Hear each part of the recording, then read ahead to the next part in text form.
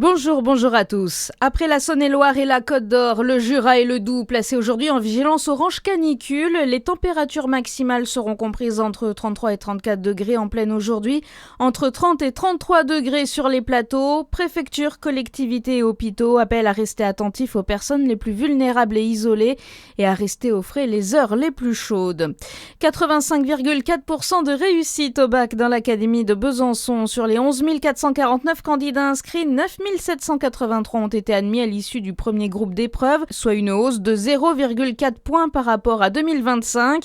La réussite dans les filières technologiques et professionnelles progresse de 1,3 et 1,4 points par rapport à la précédente session. Un léger recul en revanche pour le bac général de 0,5 points et un taux de réussite à 90%. 930 candidats pourront se présenter aux épreuves de rattrapage.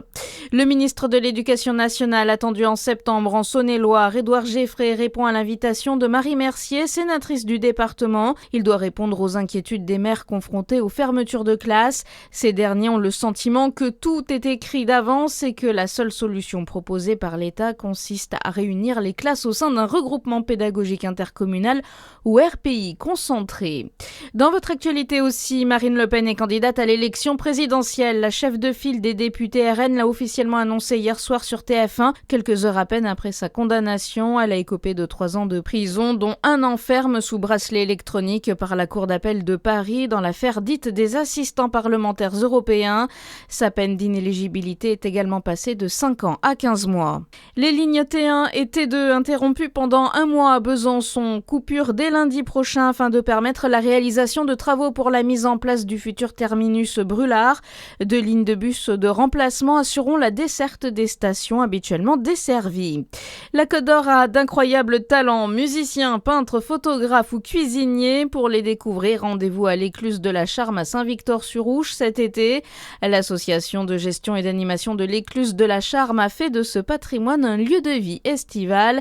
Découverte avec son président Jean-Michel Desmeules. C'est quelque chose qui est quand même important depuis 1990. Donc c'est les foyers ruraux, l'éducation populaire. Donc ça permet de garder le lien avec l'ensemble des gens des villages environnants au départ.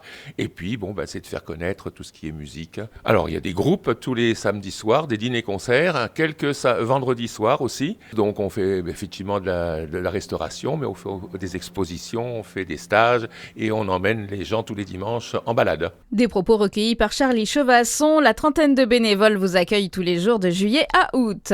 La fin hier des 8e de finale de la Coupe du Monde. L'Argentine se qualifie en renversant l'Égypte 3-2. La Suisse est venue à bout de la Colombie après les tirs au but. À suivre votre météo sur Fréquence Plus.